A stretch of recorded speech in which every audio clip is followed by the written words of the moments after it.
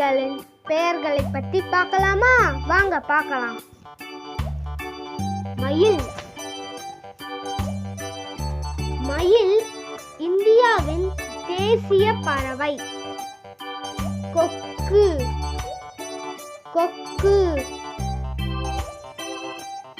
கோழி.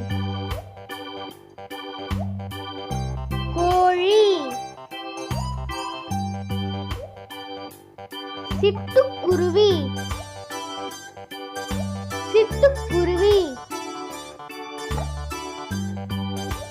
ஆந்தை. ஆந்தை.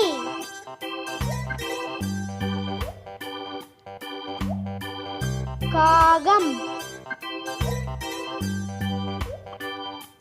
காகம்.